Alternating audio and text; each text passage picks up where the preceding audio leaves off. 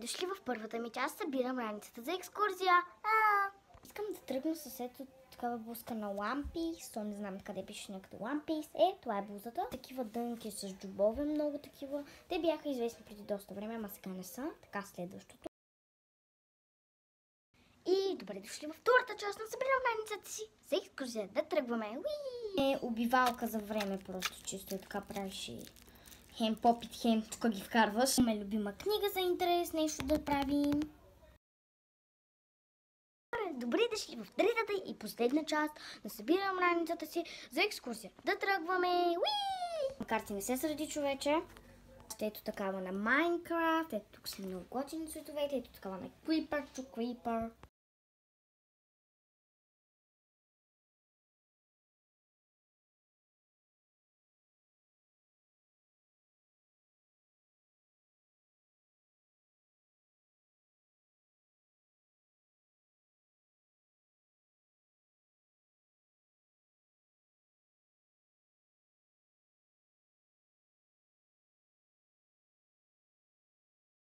И хора, съответно ходихме в трите града, ще кажа кои след малко.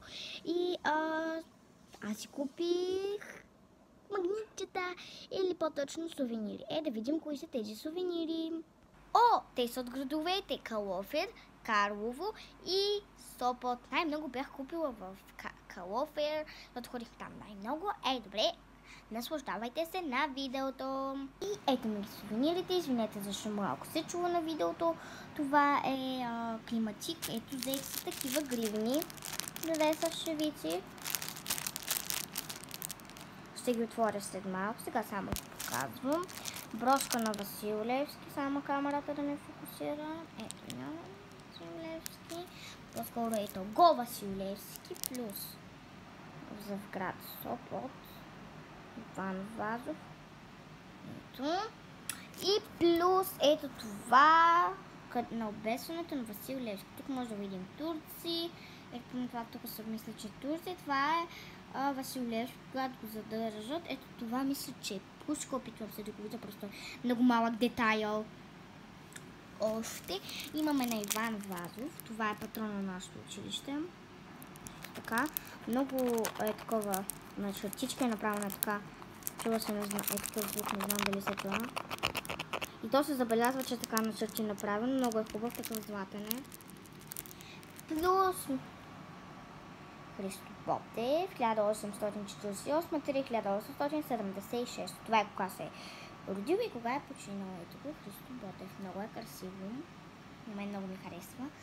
После, ето това на мен ми е второто любимо. Просто вижте. Секунда. Вижте. Това още е тефтер и е магнит. Това е просто 4 в 1, не знам. Много е хубаво. Какво още не съм показала и мисля, че съм ги показала вече всичките. Да. И да пристъпим сега към тяхното отваряне, защото аз не съм ги отваряла. И пък да издаваме звуци с тях, което винаги е много приятно. Да започваме. И така, хора, да започваме. Според мен първо трябва да се отворим гривничката, защото тя не е внушителна. Така да кажем и търсим къде да се отвори. Така. Доваждаме гривничката. Те са две. Аз ще покажа само едната, защото двете са еднакви. Ето я, шевицата. Ето са такива шевици. Ето, малко по-далеч ще ви я покажа. Чакайте, че тук опаковката малко пречи. Ето така. Изглежда. На мен много ми харесва. Водата е чисто бяла. Мекичка и приятна е. Чуйте. Така, тук има ето тук да се върже. Ето. И другата е същата. Няма смисъл и нея да показвам. Само аз открих много малка разлика. Тук вижте как е. Ето тук на ръба съвсем се вижда. Тук вече се е така хубавичко по-направено. Ми се струва, че едната е по-дебела. Тук съм ги. И мисля, че тази е по-дебела. Не знам. Добре, да пристъпим към следващото. Махаме ги за сега. Така, да видим кое ще ни бъде следващото. Предлагам да бъде брошчетата. Ето я. Тук тече наобратно. Сирваме я. Ето е брошчетата. И отваряме. Айде де. Ето е самата брошка. На мен ми харесва. Само не знам. Не мога нещо да фокусирам камерата. Извинете, ако ще ви е размазано. Как си е така. Ето тук долу пише Васил Левски. Нарисуване Васил Левски. Такова бронзова. Постанете ли кафяво, по-точно да се изразя. Чакайте малко да ви го отдалеча. Ето. Така. Прибираме да не я изгубим. Прибрахме я. И взимаме следващо. Може би да бъде на Сопот. Иван Вазов е от Сопот. Ето го. Ето тук е. Пише България, Сопот, Иван Вазов, Национален музей на Вазов. Да, ние оттам го записваме. Отваряме.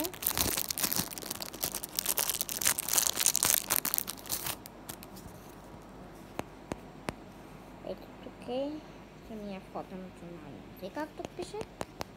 И дава много плътен звук. В принцип не издава такива плътни звукове.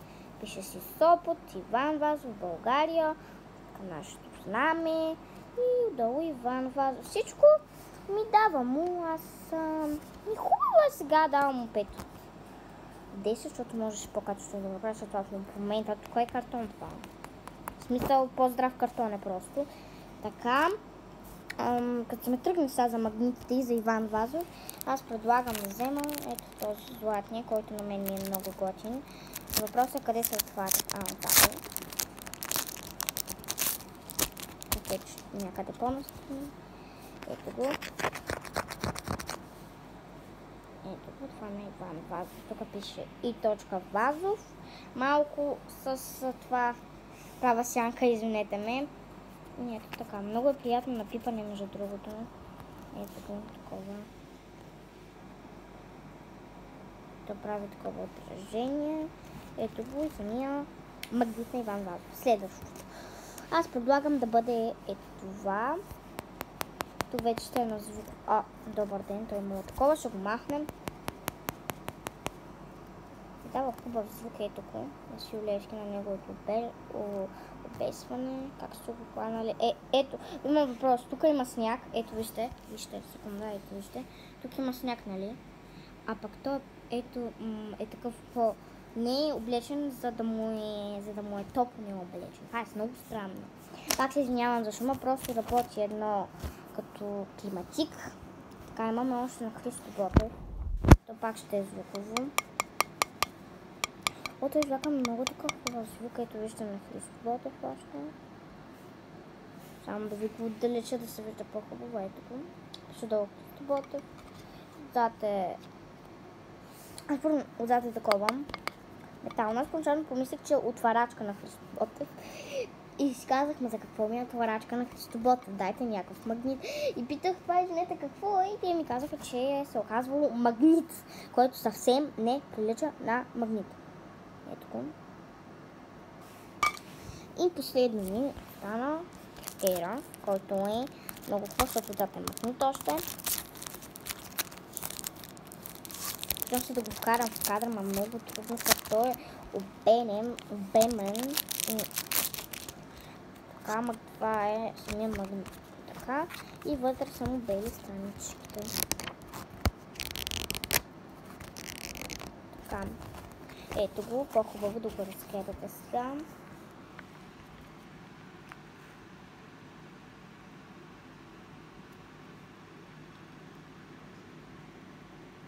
Магнитно тефтерче се нарича от Калафер. Така, ето сега с една ръка снимам. И ето това са сувенирите.